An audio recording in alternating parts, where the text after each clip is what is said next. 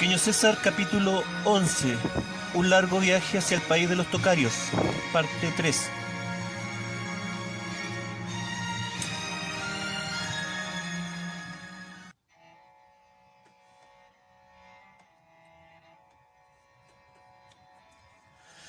Durante la tarde avanzamos en paralelo a los escarpados cerros, hasta que nos topamos con un campo de opio. Estos campos son muy comunes en toda Bactria y Sogdia, pero hasta ahora con Baltasar habíamos logrado evitarlos, ya que estos son altamente peligrosos debido a los quisquillosos guardias que los protegen. Estos guardias pueden ser soldados partos o mercenarios de cualquier punto del imperio y tienen la fama de matar gente sin ninguna otra provocación más que la de acercarse a las plantaciones de amapolas. Pese a todo, nos fue imposible evitar este campo, ya que debido a la geografía del camino no podíamos ni siquiera rodearlo. Al acercarnos más nos dimos cuenta de que ya había sido cosechado casi completamente. Comenzamos a cruzarlo, evitando adentrarnos más de la cuenta, pero nadie se nos acercó. Al pasar por un lado de las casas comunitarias y sus bodegas, nos percatamos que el lugar estaba casi vacío. Solo unos delgados muchachos desarmados y de aspecto inofensivo observaban nuestro paso. Baltasar decidió conversar con ellos. Le dijeron que los campos estaban así porque los soldados del rey Fraates habían confiscado prácticamente toda la cosecha desde aquí hasta los campos más allá del valle de Fergana. Ahora todos los productores de opio se las están arreglando a duras penas para conseguir algo de cosecha de los brotes tardíos de amapola y así poder subsistir durante el invierno, pero el asunto no se veía fácil.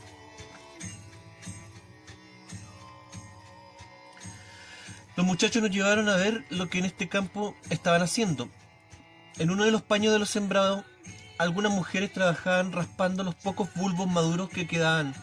Lo hacen utilizando un pequeñísimo cuchillo cuya hoja va ajustada a un anillo que las mujeres se colocan y manejan hábilmente. Con este anillo realizan varios cortes al bulbo de la planta. De estos cortes, la amapola llora la goma que luego se prensa una y otra vez hasta conseguir la pegajosa pasta de opio.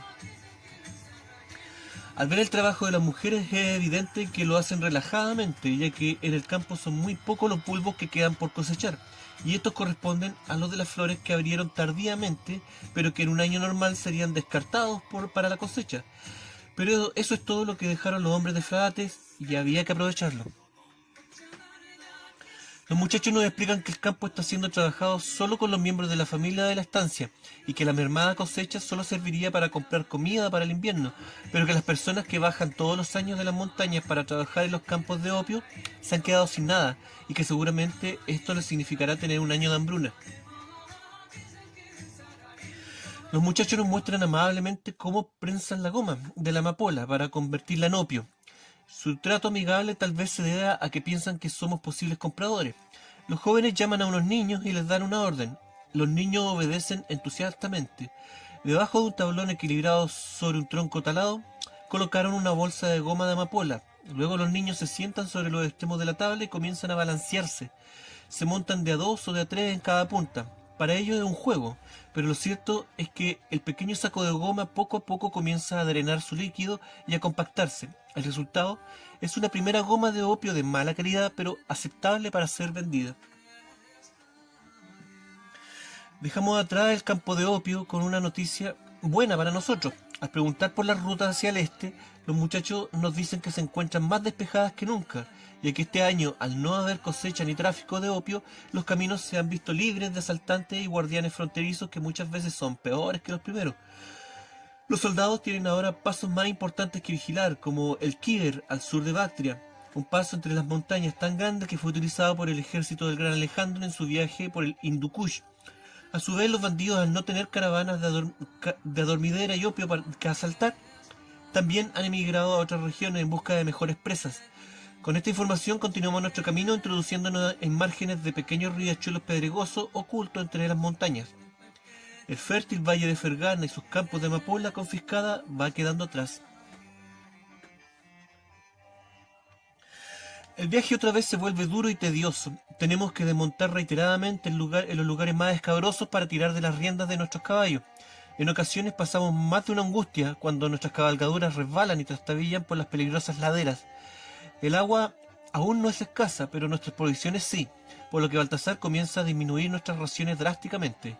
El hambre me pone de mal humor, pero aún así mi amigo solo me permite unos mendrugos y un poco de carne seca al día. Por las noches Baltasar prepara una escuálida sopa de verduras secas, con un ridículo tubérculo picado y media tortilla. Solo el intenso cansancio me permite quedarme dormido entre ruidos de estómago y temblores involuntarios, producto del frío montañoso. Una mañana bajamos hasta un estrecho cauce de un río en busca de algún caserío en donde conseguir comida. Efectivamente, a media mañana llegamos a un poblado. Los niños nos reciben y extienden sus manos mendigándonos comida. El pueblo se ve muy poco activo. Las personas se perciben tristes y ausentes. Nadie nos presta atención, excepto un anciano que se calienta el sol en la entrada de su casa. El viejo reta a Baltasar. Le pido a mi amigo que interprete lo que habla. Dice: primero se llevaron nuestras cosas, luego la comida, después vinieron por los hombres, nos han dejado solos para esperar la muerte. ¿Y qué quieren ahora? El viejo seguramente piensa que somos funcionarios o soldados del rey Frate y teme que detrás de nosotros vengan más hombres para saquear el poblado. Seguimos nuestros caminos, escuchando detrás nuestro los débiles e indignados gritos del anciano insultándonos para que nos marchemos. Seguimos el curso del río durante todo el día. Por la tarde montamos nuestro descanso y Baltasar me dejó calentándome en una fogata. Casi no tenemos comida. No tengo ánimo de nada y solo me concentro en recibir el calor del fuego. Su crepitar me comienza a relajar rápidamente. Me duermo profundamente, estoy muy cansado. Tengo sueños relacionados con Alejandría y mi familia. Por un instante vuelvo a sentir la ilusión de estar feliz y protegido. Todo desaparece cuando Baltasar me despierta.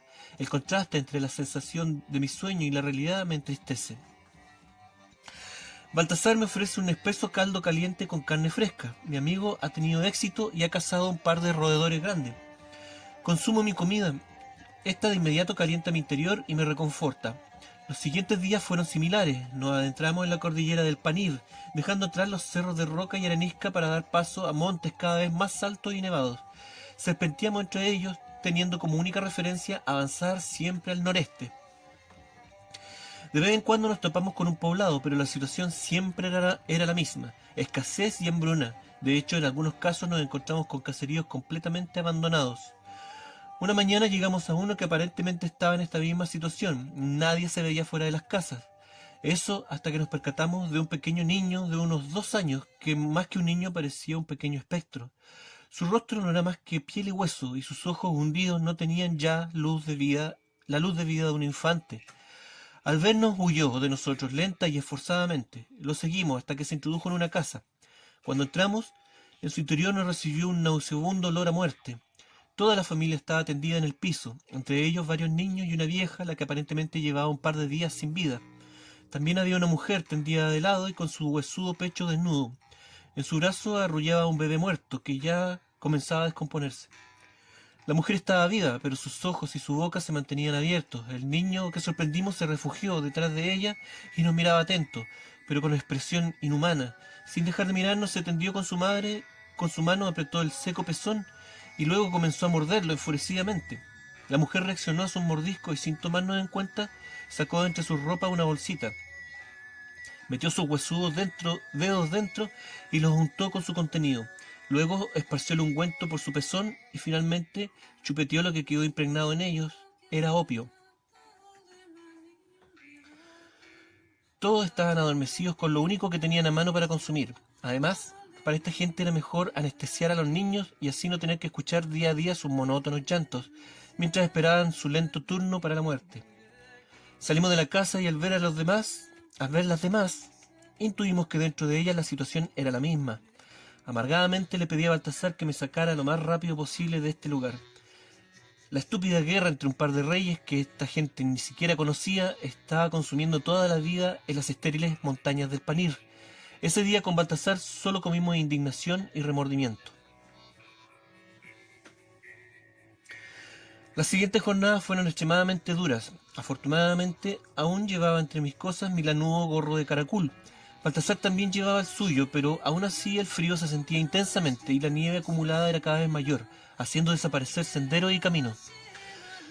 Una mañana, justo cuando llevábamos un par de días sin comer, divisamos a lo lejos algo inusual. Se trataba de un leopardo de color blanco y manchas negras, que se encontraba devorando una oveja salvaje. Baltasar no se lo pensó 2 veces y me dijo: iré por ella. Avanzó al trote con su caballo, gritando y agitando sus brazos para espantar al felino, pero este no retrocedió, solo se agazapó detrás de su presa. Al ver que el animal no huía, Baltasar se apresuró a empuñar su espada corta, pero su movimiento fue demasiado lento para el gato salvaje, y este se abalanzó sobre las patas del caballo, el que se encabritó de inmediato, haciendo caer a mi amigo. Rápidamente, y sin darle tiempo de recuperarse, el enfurecido animal saltó sobre él. Me repuse de mi asombro y arreé mi animal hacia donde estaba la acción. Desesperadamente vi cómo la bestia atacaba el cuerpo de mi amigo, esforzándose por morderlo en la cara. Baltasar se agitaba y se movía debajo, intentando angustiosamente sostener el cuello del animal para zafarse de su ataque.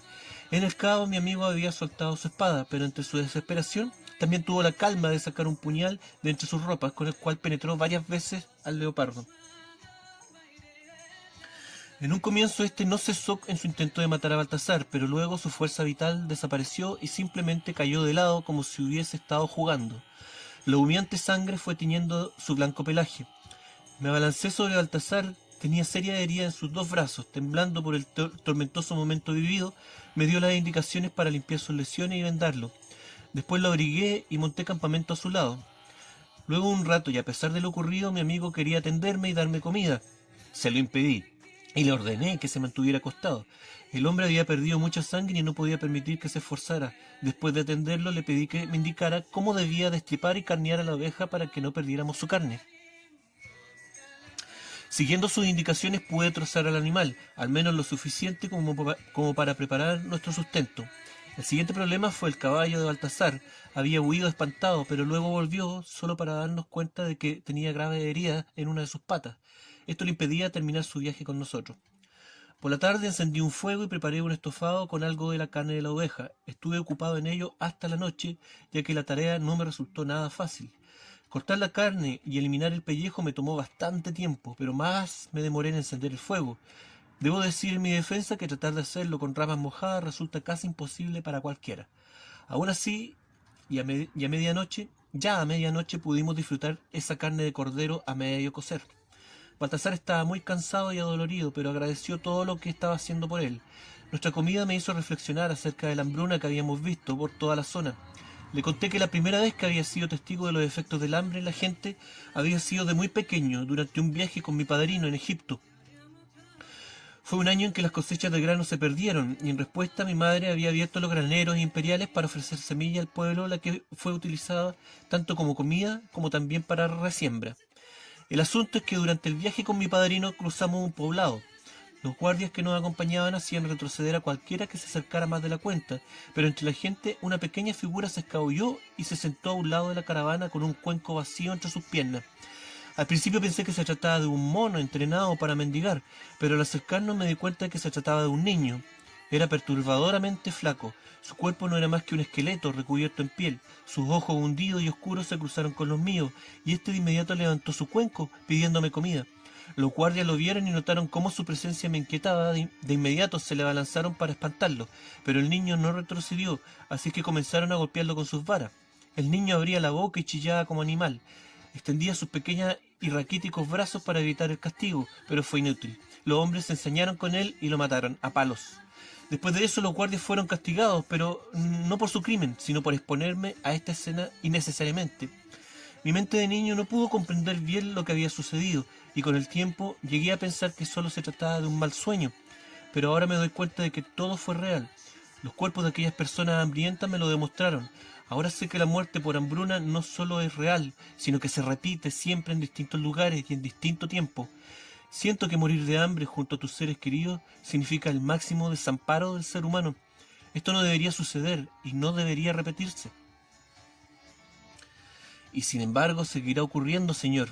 Satisfacer nuestras necesidades nos provoca un gran regocijo, pero cuando se nos niega nuestra subsistencia, entonces somos humillados y esto nos causa dolor. Pero a la vez nos recuerda la imperfección del mundo material. Nuestro cuerpo es frágil y debe ser provisto a diario de alimento, agua y abrigo. En cambio, nuestro interior es eterno, una llama que no se extingue nunca. Cállate, Baltasar, tus palabras no me reconfortan. Si un inocente muere de hambre, eso está mal, es injusto y punto. Eso es solo el reflejo de nuestros egoísmos y vanidades. A nadie se le debe negar el pan y el agua. No creo que eso sea una lección de nada. Y sin embargo usted no puede cambiar la realidad de estas personas. Esa es su lección, Señor. Su ira y su enfado no cambiarán la dirección de las cosas. No respetar ni aceptar el destino de los demás también es una forma de vanidad o falta de humildad. Cálmese, señor, y convierta su ira en felicidad. Disfrute la comida que tiene frente a usted y agradezca por ella. Mañana tal vez sea usted el que no la tenga. Alégrese de estar vivo y no se avergüence de estarlo. Baltasar tenía razón. Nada podía hacer ahora más que aceptar mi situación. En Alejandría podría haberme convertido en rey y decidir por el destino de las personas, pero aquí, perdido entre los montes del Panir, solo puedo responder por mi vida y la de mi amigo Baltasar.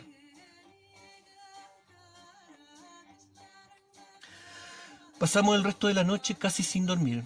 Baltasar por sus dolores y yo tratando de mantener las enjutas brasas de mi fogata. Lamentablemente mi labor era casi estéril, ya que el sitio en que nos encontrábamos era un lugar abierto y sin protección. El helado viento nocturno no nos dio tregua y poco antes del amanecer nuestros amoratados cuerpos estaban al límite de su resistencia. No esperé la salida del sol y me puse en movimiento para no congelarme. Cargué mi caballo con las cosas que llevaba el de Baltasar. El pobre animal temblaba de frío y dolor. Calenté en las cenizas de la fogata las últimas tortillas que nos quedaban y las comimos con un poco de carne de oveja. Luego nos pusimos en marcha a pie, tirando de las riendas de ambos caballos. Nuestro avance era más que penoso. Nuestro único consuelo era que íbamos en descenso, pero la nieve no nos facilitaba las cosas. El cielo lentamente comenzó a clarear, dando la bienvenida a nuestro tan esperado amanecer, pero la salida del sol no nos dio el consuelo que necesitábamos. El frío continuó hasta casi el mediodía. Al iniciar la tarde encontramos un páramo abierto y desde lo alto se distinguía un campamento nómada, pequeño pero muy colorido. No hicimos ningún comentario, pero tanto Baltasar como yo pensamos lo mismo, y a medida que nos íbamos acercando evaluábamos la situación. Finalmente pudimos distinguir niños jugando. Era un campamento familiar, y eso nos dio cierto alivio y ánimo para seguir acercándonos. Anunciamos nuestra llegada con gritos amistosos. De inmediato los hombres comenzaron a aparecer. Por su aspecto dedujimos que eran uigures. Estos son impredecibles, pueden ser muy amables y acogedores cuando lo desean, pero sabíamos que cualquier provocación los podría tornar violentos, por lo que debíamos ser cautelosos. Por ahora los hombres solo nos observaban con rostros enrojecidos por el frío y miradas inexpresivas. Yo solo esperaba que nuestra desastrosa situación no les levantara sospechas, o peor aún, los animara a asaltarnos. Baltasar levantó sus brazos vendados e indicó a su caballo herido. Con gestos describió el ataque del leopardo blanco y esto despertó la curiosidad de uno de los hombres, el que comenzó a interactuar con Baltasar. Los demás permanecieron atrás, en la misma actitud de antes. Su líder, después de examinarnos, se convenció de que no éramos una amenaza y nos hizo gestos para recibirnos. Luego se dirigió a sus hombres y de inmediato nos condujeron al campamento. Allí pusieron a Baltasar al cuidado de una mujer anciana y las que aparentemente eran dos parientes jóvenes que le servían de ayudante. Otros hombres examinaron las patas del caballo de Baltasar y me hicieron gestos para darme a entender que no valía la pena hacer algo por él. Con los dedos me indicaron la intención de canjeármelo por algo, aunque no sabía qué, pero como me mostraban con insistencia dos dedos de precio por él, les devolví el gesto alzando 4 dedos. Se miraron y después de un instante me mostraron 3 dedos. Acepté moviendo la cabeza sin saber qué clase de trato había hecho. Luego me percaté que a lo que se referían era a pequeños sacos de legumbres. Acababa de intercambiar la indispensable carne de todo un caballo por unos cuantos porotos. Me sentí estúpido, pero no podía desdecirme, no era prudente hacer enojar a nuestros amables anfitriones. Dejé que se llevaran la montura de Baltasar y acabaran de una vez con su agonía. Después me permitieron instalarme en una tienda. La tibieza del interior de inmediato me reconfortó. Una mujer madura calentaba una marmita con un aromático guiso del cual me sirvió un pequeño cuenco que engullí con desesperación. La mujer sonrió al ver mi comportamiento. Sin necesidad de pedir nada, llenó mi cuenco 2 veces más. El bienestar en mi estómago me relajó y me quedé dormido profundamente, no sin antes tener la precaución de acomodar todas nuestras cosas a mi alrededor. Por la tarde un muchacho me despertó y a través de señas me indicó que lo acompañara hasta la tienda donde se encontraba Baltasar. Me dijo que el clan uigur con el que estábamos provenía de la región de Altai, el país que estábamos buscando, pero que lamentablemente ellos no tenían intenciones de regresar allí, al menos por un buen tiempo. Baltasar les preguntó entonces si conocían a los tocarios, aquellos hombres con los que él quería establecer relaciones. La respuesta de los uigures fue complicada y solo se ordenó después de una animada discusión entre ellos. Dijeron que creían conocer a la gente que Baltasar buscaba, pero que ellos se hacían llamar de otra manera. ¿Cómo los nombran?, le pregunté a Baltasar. En Altai los conocen como Yuechi, pero lamentablemente, según los uigures, hace ya mucho tiempo que no viven en Altai. Tanto tiempo que solo saben de una persona viva de este pueblo, una anciana chamán muy famosa y de más de 100 años, que vive a las orillas del lago Akem, a los pies del monte Beluca. La gente dice que cuando era muy pequeña fue dejada atrás por su familia, la que huía de una guerra. Los enemigos de su pueblo la encontraron y la criaron como esclava, pero ella logró escapar cuando todavía era una niña. Por años vagó por los grandes y helados bosques de Altai. Algunos dicen que animales salvajes la ayudaron a sobrevivir. Otros dicen que fue encontrada por los antihumanos y que estos la protegieron y la dotaron de sabiduría y poder sobre las cosas de este mundo. Si alguien sabe algo acerca de los tocarios, debe ser esta dama. Lamentablemente los uigures no están interesados en viajar de vuelta al Tai. Tú mismo lo dijiste, Baltasar. Mi amigo me respondió con una mirada de astucia en sus ojos. Eso no es completamente cierto. Todo el día he estado tratando de llegar a un trato con los uigures para que nos guíen a los montes dorados del Tai. ¿Y cuál sería ese trato? Para empezar tendríamos que darles todo el oro que nos queda. Además les dije que en la frontera noroeste de Sogdia podíamos conseguirle un salvoconducto para que puedan cruzar libremente dentro y fuera del Imperio Parto. Pero tú no puedes hacer eso, ¿o sí? Bueno, ser miembro de la familia real de Hircania y haber servido como general del rey Orodes me da algunos privilegios que creo que puedo utilizar para conseguir lo que los uigures quieren. ¿Y hasta ahora me dices que tienes este tipo de privilegios? ¿No crees que podríamos haberlo utilizado antes? Y lo hice cada vez que pude, pero le recuerdo que ahora el rey Orodes no existe y que ambos somos fugitivos, no solo del rey Fraates, sino además de Octavio, y por si fuera poco, los reyes de Media, Armenia, Comagene y Palestina tienen asuntos personales con usted y seguramente estarían felices de liquidarnos con sus propias manos. Creo que utilizar mi nombre y mi rango no habría sido muy prudente en la mayoría de los casos, pero creo que algo de provecho le puedo sacar en la frontera sogdiana. Tienes razón, Baltasar, soy un mal agradecido. Me has ayudado con todos tus medios cada vez que has podido. Estoy en deuda contigo y aún así te critico todo lo que haces. Dime qué puedo hacer para ayudarte a conseguir un buen trato con estos hombres. Primero que nada, autoríceme a darles nuestro oro. Del resto me encargo yo. La idea de quedarnos sin riquezas no me agradaba, pero también era cierto que la mayor parte de lo que teníamos era producto de esa absurda apuesta en el festival equino. Concedido, le dije a mi amigo, cierra el trato y no te olvides de pedir que atiendan tus heridas. Durante la noche los uigures prepararon una abundante comida aprovechando la carne del caballo de Baltasar. Las mujeres acompañaron la carne con un estofado de legumbres, las que consiguieron descaradamente de los mismos sacos que antes me habían dado a cambio del caballo sacrificado. El ambiente de esa noche fue festivo, incluso hubo música en un estilo que ellos nombran como mukam, y que se toca con un instrumento de 2 cuerdas, hecho de calabaza y unido a un largo y fino hueso. También ocupan uno parecido pero más pequeño y que se toca con un arco y un delgado y sonoro tambor de cuero de animal, muy tensado. También había un viejo que tocaba una pequeña flauta y lo hacía de una forma muy particular. En vez de colocarla de forma vertical, la sopla horizontalmente. Los cantos son similares a los partos y persas, y sus bailes en ocasiones, y sobre todo cuando lo hacen los hombres en grupo, son parecidos a los enérgicos bailes de los sármatas. Pero cuando lo hacen las mujeres, en particular cuando lo hace solo una para exhibir toda su gracia, entonces sus movimientos son similares a los de las bactrianas, pero algo más delicados. Al día siguiente emprendimos camino gracias a los conocimientos de las rutas por parte de los uigures. El viaje se tornó más seguro y llevadero. Seguimos los márgenes de infinidad de riachuelos localizados entre paisajes grises y rocosos, pero evitamos en todo momento ascender o internarnos más de la cuenta en las montañas para llegar al Tai. Seguiremos, según ellos, el camino de los lagos.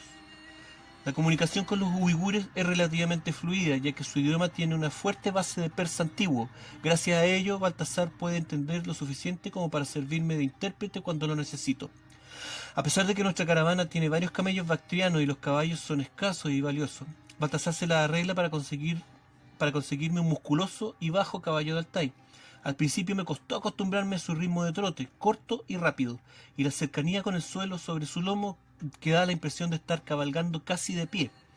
Luego comprendí que esta raza es la ideal para transitar caminos montañosos. No solo son fuertes y resistentes, sino que además son muy ágiles cuando así lo quieren. El primer lago que alcanzamos es uno conocido con el nombre de Karakul, un bello espejo de agua rodeado de montañas nevadas y que al recorrerlo da la falsa impresión de ser dos lagos, gracias a una isla y a una península que casi lo parten en dos.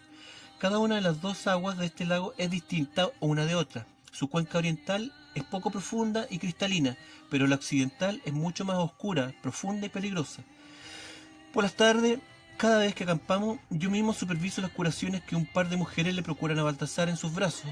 El izquierdo, menos herido, comienza a cicatrizar bien, pero el derecho no tiene buen aspecto debido a que sus laceraciones son más profundas. En nuestro avance, mi amigo está impedido de cambiar sus vendas y tiene que esperar hasta la noche para ello. El resultado es que su herida se ha mantenido húmeda y supurosa. Eso no me gusta y tengo pensamientos oscuros que me asustan. Pero mi amigo, delante de mi amigo disimulo y trato de no mostrar preocupación. Por suerte su infección aún no le ha provocado fiebre. Si eso ocurriera, estaríamos a merced de lo que los uigures quisieran hacer con nosotros. Al norte del lago Karakul cruzamos una región de montañas rojizas muy estériles. Sin la ayuda de los uigures jamás hubiésemos encontrado un paso a través de esta trampa de gigantes de terracota. Luego de este obstáculo los cerros y quebradas se vuelven más grises y amarillentos a la vez que mucho más bajos en altura. Por un par de jornadas avanzamos y nos topamos con algunos caseríos muy pobres de gente seminómada. Sus rasgos son más orientales que los de los propios uigures. Sus extraños ojos parecen estar casi cerrados de forma permanente. Lo bueno es que el trato de esta gente es amable y confiado hacia los uigures. Al parecer entre ellos hay un fuerte lazo y relaciones de ayuda mutua. Continuamos hacia el norte y el paisaje nuevamente se llena de picos nevados. El frío nos indica que estamos ascendiendo otra vez. El viaje me comienza a cansar. Los mismos páramos y montañas una y otra vez, en un sinfín de senderos intransitables que solo los desesperados y los forajidos se atreven a cruzar. Seguimos por un par de jornadas el cauce de un río que divide dos porciones distintas de cordillera. Así, viajando hacia el norte, a nuestra mano izquierda tenemos cerros absolutamente verdes y en nuestra mano derecha montañas rocosas y estériles. El siguiente lago que alcanzamos era el lago Chatirkul, o lago celestial. Sus aguas son mansas y claras, permitiendo ver todo su fondo hasta una profundidad de 3 personas. Además tienen un color verde amarillento muy característico y no solo son bebestibles, sino que además tienen propiedades medicinales y curativas. Baltasar aprovechó de lavar sus heridas con estas frías aguas minerales.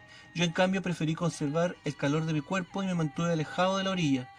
Continuamos casi en línea recta hacia el norte. Durante un par de jornadas el semblante de Baltasar mejoró, pero luego de esto empeoró y decayó rápidamente. Aunque mi amigo lo niega, sé que tiene fiebre, lo noto sudar y temblar mientras cabalga.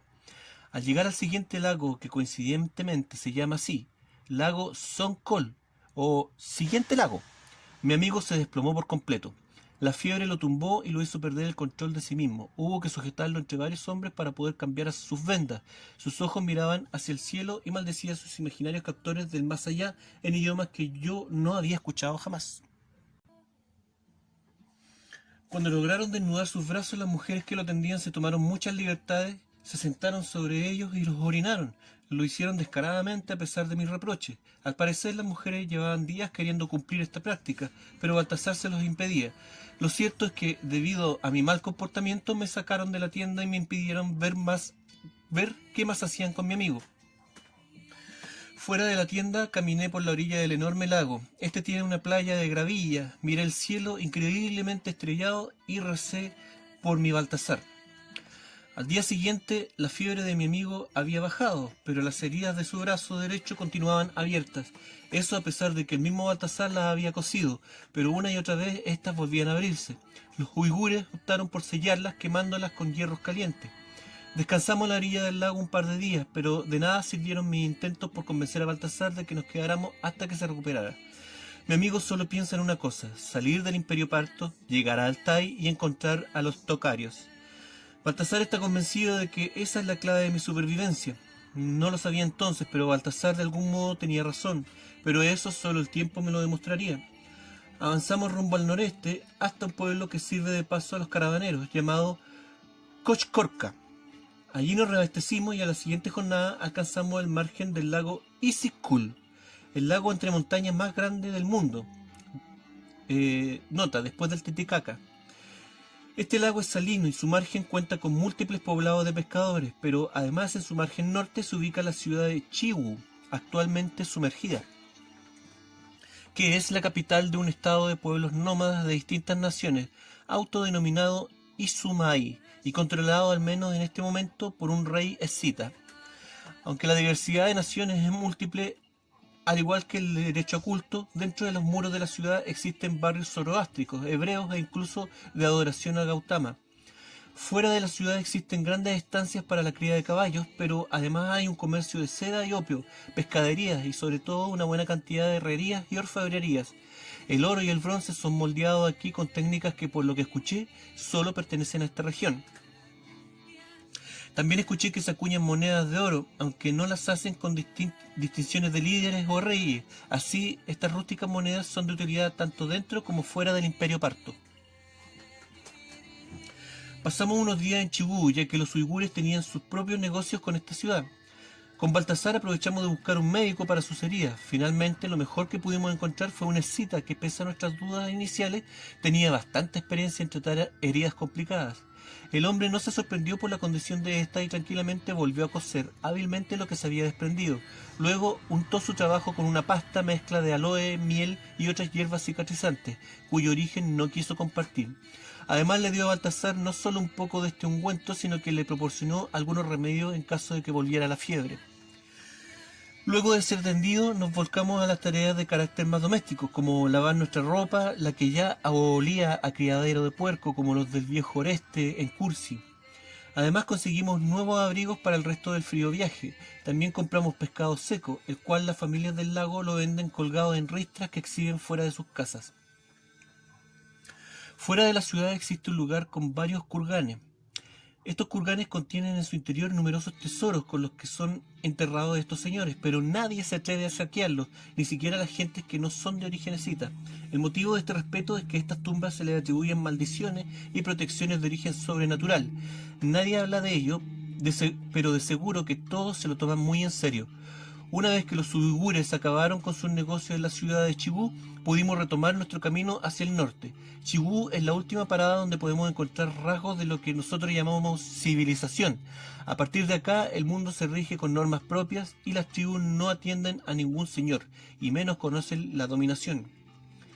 Baltasar me explicó que ni siquiera el gran Alejandro se había atrevido a vagar por estos lugares. En cierto modo me sentí orgulloso de ser el primer civilizado en caminar por estas tierras.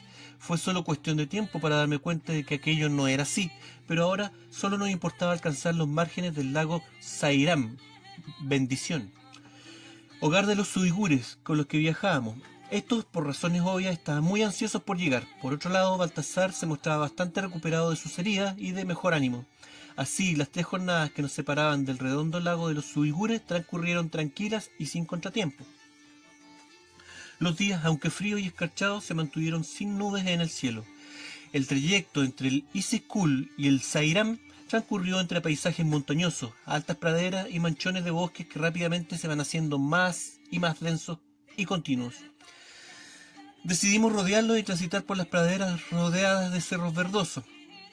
A pesar de la ansiedad de los uigures por llegar a su hogar, sus rostros denotan preocupación. Su salida del lago Sairam fue forzosa, huyeron de un ataque escita. Lo hicieron a tiempo, pero otros clanes quedaron atrás, y ahora los uigures temen por la suerte de los que quedaron, y peor aún, por la posibilidad de que los escitas aún no se hayan retirado. En la última jornada, los uigures decidieron partir mucho antes del amanecer para que, en caso de encontrarnos con algún inconveniente en el lago, tener la oportunidad de retroceder sin que los escitas u otros bandidos noten nuestra presencia. Avanzamos en la noche por una escarchada estepa a la orilla de un pedregoso riachuelo. Los cascos de los animales hacen crujir el pasto congelado. Voy casi dormido sobre mi pinto caballo de Altai. Después de un par de horas, Baltasar me despierta y me indica que hemos llegado frente a mí. Observo un hermoso paisaje de un lago rodeado de grandes estepas y montes. El suelo empastado aún no está iluminado por el sol y contrasta bellamente con el anaranjado espejo de agua del lago que refleja la hermosa luz de la mañana, lo que poco a poco tiñe también de naranja los montes frente a nosotros. Los uigures menean sus cabezas y agudizan sus sentidos, buscan nerviosamente cualquier rastro que dé pista de la existencia de los suyos. Los primeros rayos del sol que tocan el suelo hacen aparecer una gran cantidad de manchitas blancas alrededor del lago. Son las tiendas de los parientes de nuestros guías. Por un momento todo queda en silencio, pero un gran alivio y regocijo explota cuando estos se percatan que de las tiendas emerge humo de sus fogatas interiores, demostrando así que el campamento tiene vida. Los uigures celebran y anuncian su llegada con gritos de alegría. Lentamente desde dentro de las tiendas comienzan a emerger hombres, mujeres y niños. Las muestras de regocijo no se hacen esperar, y luego de los obligatorios saludos y bienvenidas, el ambiente comienza a volverse festivo. La tribu es criadora de caballos y tienen animales y ganado en abundancia. Nadie se lo pregunta dos veces y en poco tiempo son sacrificadas gallinas y corderos para alimentar a todos los reunidos. Música, baile y vino se adhieren a la comidilla. El motivo de tanta alegría es tener la confirmación de que los escitas no llegaron a los márgenes del lago. Por alguna razón desconocida tuvieron que retroceder a sus tierras, y ahora tanto el grupo que se quedó como el que emigró se reencuentran, sabiendo cada uno que el otro está intacto. Los uigures nos integran a sus festejos, sabiendo que, de no ser por nosotros, seguramente la tribu se hubiese disuelto, quién sabe por cuánto tiempo más. Mientras los uigures celebraban, Baltasar no perdió tiempo y consultó con los líderes de nuestra caravana cuándo retomaríamos el viaje hacia Altai. La respuesta fue clara: no habría tal viaje, ya que hasta ahora los márgenes del lago Sairán se habían mantenido seguros, pero internarse más al norte sería sin duda un suicidio. Al parecer los escitas se habían alzado en una guerra tribal y nadie podía asegurar qué sucedería. Baltasar intentó convencer a los uigures una vez más, pero fue imposible. Nada los haría cambiar de parecer. Entonces se dio a la tarea de negociar con ellos la devolución de parte del pago por sus servicios. Después de una tensa discusión en la que creí que mi amigo llegaría a recurrir a la violencia, consiguió que los uigures nos entregaran 2 camellos bactrianos con algunas provisiones y una pequeña bolsa con algunas pepitas de oro. Todo esto nos ayudaría en lo que quedaba de viaje. Además, los uigures nos dibujaron un rústico mapa de cómo llegar al lago donde vive la mujer chamán que nos interesaba encontrar. Al día siguiente comenzamos a preparar todo para iniciar nuestro viaje. Los uigures nos llenaron de amables bendiciones y nos invitaron a quedarnos con ellos si lo deseábamos. Agradecimos las buenas intenciones, pero dejamos en claro que queríamos terminar nuestro viaje. Baltasar no descansaría hasta ubicarse entre los tocarios. Partimos a media mañana en la orilla del lago. Un grupo de cisnes blancos se bañaban ruidosamente y parecían despedirse de nosotros.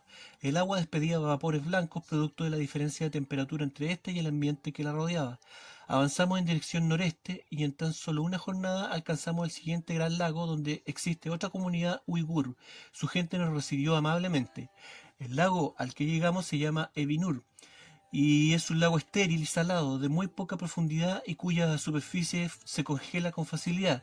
De hecho, cuando llegamos, gran parte de él se encontraba en esta condición. Alrededor del lago existen grandes arenales pantanosos donde crece hierba alta del tamaño de un hombre. En otros sectores existen arenales que forman pequeñas playas y dunas rodeadas de arbustos y matorrales rojizos.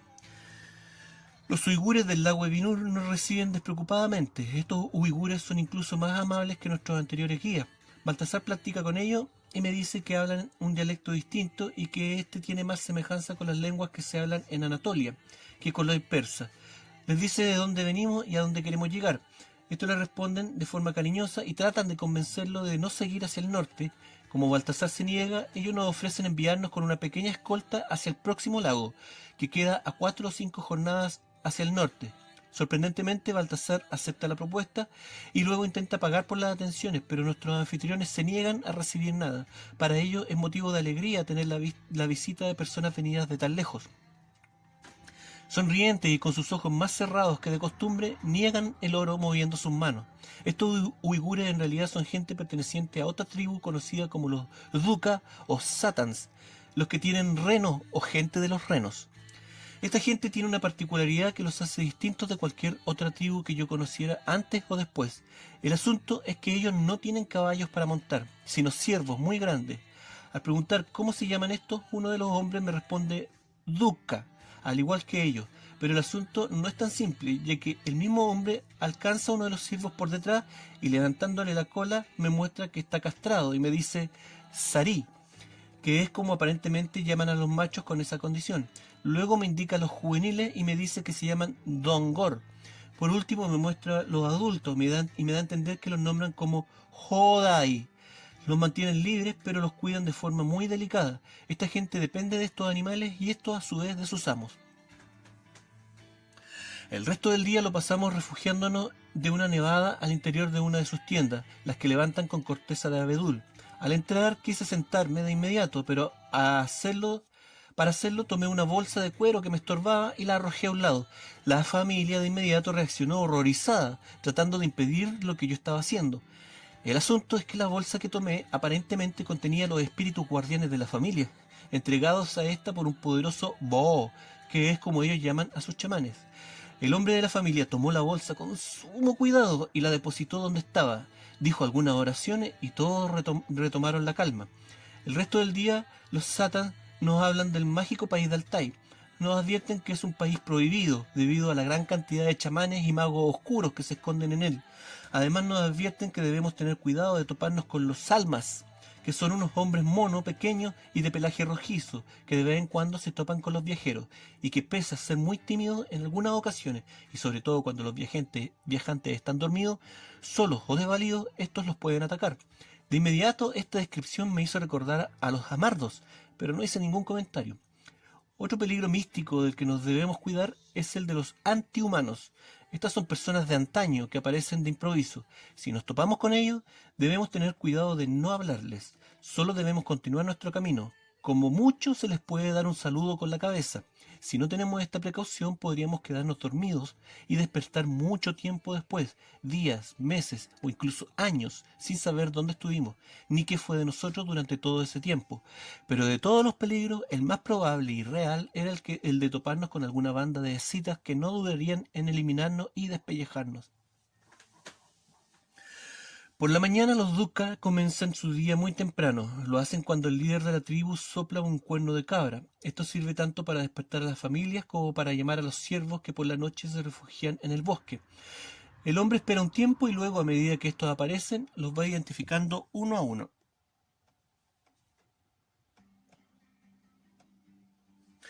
Por la mañana el día comienza mal. Una hembra no aparece y uno de los machos muestra heridas en sus cuartos traseros.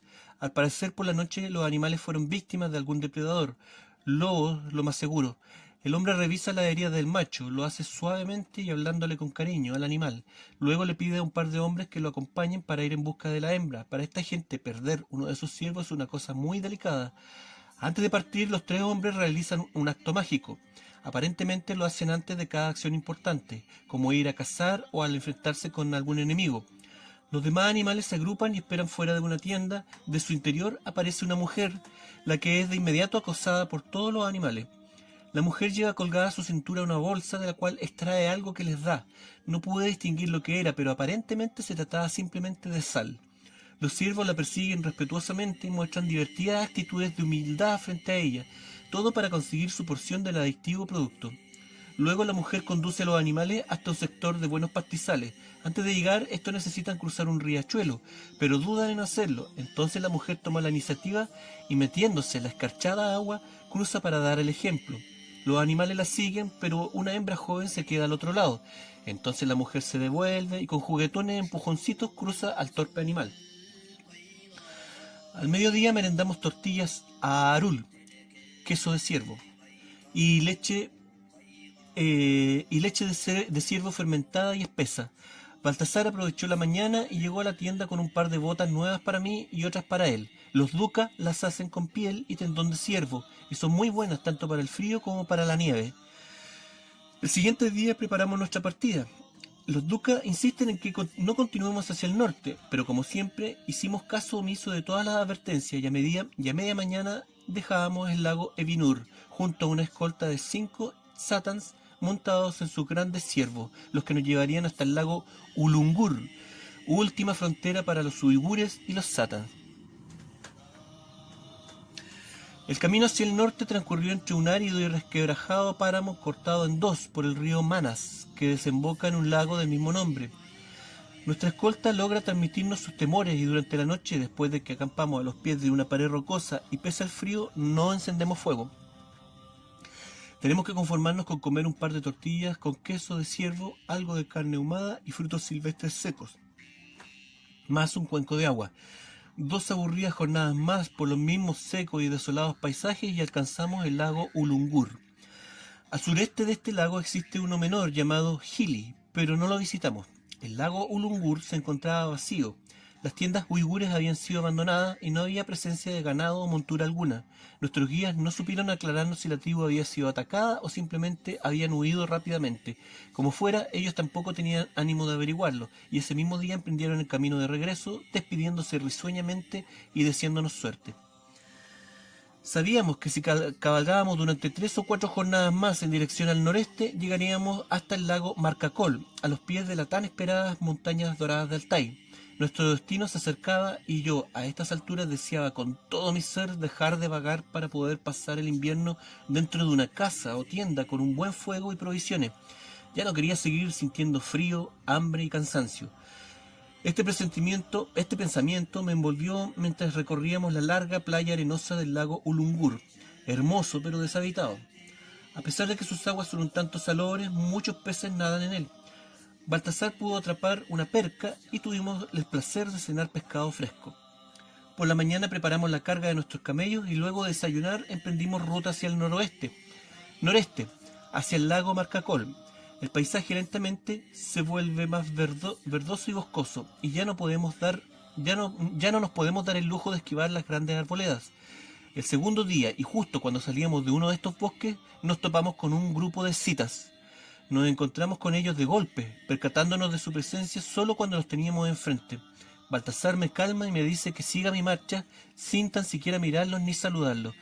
A pesar de no estarlos viendo, sentía sus miradas clavadas en mí. Baltasar disimulaba lo más que podía, pero también exhalaba nerviosismo.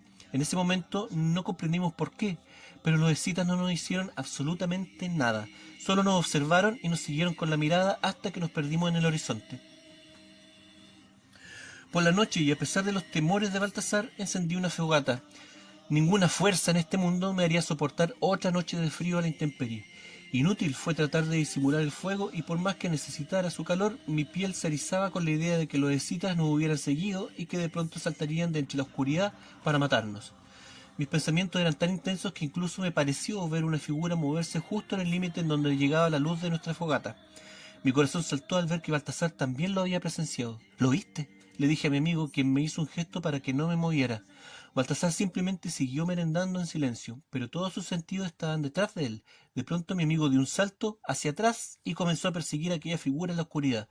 No podía ver nada, pero oía la persecución, luego una lucha entre los matorrales y finalmente gritos de agonía que comenzaron a acercarse rápidamente. Por fin Baltasar apareció arrastrando a un hombrecillo vestido de forma peculiar y con un alto sombrero de cuero en su cabeza. Además portaba un bolso y un instrumento de cuerda. Baltasar arrojó al hombre cerca de la fogata y éste asumió de inmediato una actitud sumisa, suplicando en su idioma. Baltasar se esforzaba por entenderlo y traducirme lo que decía. Creo que dice que es un caishi, un cuentacuentos. El hombre examinaba su instrumento de cuerda, el cual estaba roto. El pobre sollozaba y se lamentaba. Dice que su instrumento se llama topchur y que es parte de él, o muy preciado para él, o algo así. Dile que se lo pagaremos. Baltasar habló y el hombrecillo respondió. Dice que no se puede calcular su valor, que es un instrumento mágico, que él mismo lo construyó de la madera de un árbol que fue partido en dos por un rayo frente a él, y que esa fue la señal divina para que se convirtiera en Kaichi, contador de Kai o historias. Ahora dice que su tarea divina se ha arruinado, y todo por culpa de nosotros. ¿Nosotros? Dile que la culpa es suya por acercarse y merodear sin anunciarse. Dile que para nosotros es un simple ladrón, no un curchi, como sea, y que aún no hemos decidido qué haremos con él. No soy un ladrón y me llamo Nergi, que significa sin nombre, respondió el hombre en un muy buen griego, pero con un acento gracioso. Luego continuó. Mi madre me bautizó así para que nadie me pudiera maldecir y alejar así a los malos espíritus. Ahora veo que debió nombrarme de otra manera, ya que con él no he podido alejar de mí a demonios como ustedes. Nergi se lamentaba mientras Baltasar lo ataba. Le recordé que no habíamos sido nosotros los que nos habíamos acercado a él, así es que para nosotros el demonio era él. Nergi no escuchó y continuó lamentándose y maldiciendo su mala suerte. De hecho, continuó así hasta que nos hartamos de él. Al ver que no nos dejaría dormir, le pregunté a Baltasar si lo había desarmado. Mi amigo contestó que sí, y que solo portaba un pequeño cuchillo. Entonces le ordené que le devolviera sus cosas y lo dejara que se fuera. Baltasar obedeció, pero el hombre no se retiró, pese a los intentos de mi gigante amigo por echarlo. Solo se sentó cerca de los rescoldos del fuego, malhumorado y maldiciendo en voz baja. Por la mañana fuimos despertados por el sonido del topchur de Nergi. Este había atado el mango de su instrumento usando una amarra momentánea de fibra vegetal, muy delgada pero resistente. Con Baltasar nos levantamos e ignoramos a nuestro forzado invitado, dedicándonos a nuestras tareas. Reanudé el fuego aprovechando las brasas de la noche anterior y Baltasar levantó el campamento preparando además a los animales con su carga. Revisó también nuestras alforjas con un cuidado mayor que el de costumbre. Nergi, luego de improvisar algunas melodías a modo de prueba en su tupchur desvencijado, pasó a contar una lánguida historia. El instrumento de Nergi, pese a estar solo reparado, mantenía una gran sonoridad que se ajustaba perfectamente a la gastada y triste voz del Kaichi. No lo sabía entonces, pero el propio Nergi me lo explicó después. Los Kaichi, más que músicos itinerantes, son verdaderos historiadores que de poblado en poblado cuentan las hazañas y desventuras de estas tierras. La gente los respeta y los aprecia no solo por ser una distracción a la rutina tribal, sino que además porque muchas veces es a través de estos hombres que las comunidades rescatan las tradiciones e historias de su pueblo. Los Kaichi vienen a ser como los saedos griegos, quienes antes de que los helenos recuperaran el alfabeto y la escritura recorrían las ciudades cantando y recitando las hazañas de antaño. El más famoso de estos aedos sin duda fue Homero, de quien se dice recitaba las tragedias de la guerra de Troya y las aventuras de Odiseo mejor que nadie. Eso considerando que el hombre era ciego y además analfabeto. Luego de preparar el desayuno, invito a Nergi a comer con nosotros, pero este no me responde y continúa cantando su relato, en un idioma desconocido y antiguo. Solo cuando acaba, se pone en pie y consume lo que dejamos para él. Una vez que termina de desayunar, su semblante hosco se torna más amable. Entonces pregunta hacia dónde nos dirigimos. Le decimos que no es de su incumbencia. Nergi insiste y dice que personas como nosotros no transitan regularmente por estos lugares y que tal vez íbamos a necesitar su ayuda para encontrar lo que buscábamos. Le dije a Baltasar que el músico tenía razón. Al menos digámosle a quién buscamos. Después de todo, este hombre recorre toda la zona y es posible que pueda aportarnos en algo. Necesitamos encontrar una mujer. ¡Ja! Yo también necesito una, pero no por eso pienso cruzar la mitad del mundo para encontrarla. Supongo que de donde ustedes vienen también hay alguna. Y cállate, tonto. No necesitamos ese tipo de mujer. Nosotros buscamos una famosa, muy anciana chamán de Altai. En realidad no sé para qué te lo digo, ni siquiera sabemos cómo se llama. Nergi se puso muy serio y dijo, y nadie lo sabe. Pero no necesito un nombre para entender quién es la persona que buscan. Se trata de la señora. ¿Sabes cómo llegar? Claro, e iría allí si lo que quisiera es morir, pero lamento decirles que jamás llegarán con vida a ese lugar. Si lo dices por lo de citas, despreocúpate. Ayer nos topamos con un grupo de ellos y nos ignoraron. Presiento que así será el resto del viaje. Al parecer, estos tienen asuntos más urgentes que atender que asaltar a un par de viajeros solitarios como nosotros. Aún así, no pienso ir con ustedes. Háganme lo que quieran para obligarme. Nada será lo peor de lo que me sucederá si los acompaño. Convencidos de que no podríamos obligar a Nergi y que solo perderíamos el tiempo en intentarlo, terminamos de levantar el campamento y emprendimos el resto de la ruta que nos separaba del lago Marcacol. Nergi quedó atrás mirándonos hasta que nos perdimos en el bosque. Dentro de este había figuras humanas talladas en madera. Sus rostros deformes y sus posturas agresivas nos indicaban que se trataba de advertencias. Obviamente penetrábamos en el territorio de algún rey escita agresivo. Luego de avanzar por el bosque e internarnos en sus áreas más oscuras, volví a sentir una presencia tras de nosotros. Miré a Baltasar y este me devolvió un disimulado gesto. Luego retrasó su caballo hasta quedar a cierta distancia detrás de mí. De pronto se detuvo y yo lo imité. Baltasar miró hacia atrás sobre su caballo y gritó: «¡Sal de ahí! Ya sabemos que nos estás siguiendo». Casi de inmediato, Nergi apareció detrás de un árbol. No quería revivir la paliza que mi amigo le había dado la noche anterior. Baltasar acomodó la carga de los animales y montó al hombrecillo en uno de nuestros camellos. Nergi hablaba sin parar, pero Baltasar lo detuvo y le dijo: «Hablarás solo cuando te pregunte algo acerca del camino o de la ruta que debemos seguir. De otra forma, no quiero oír tu ridícula voz». Nergi respondió y defendió su tono de voz.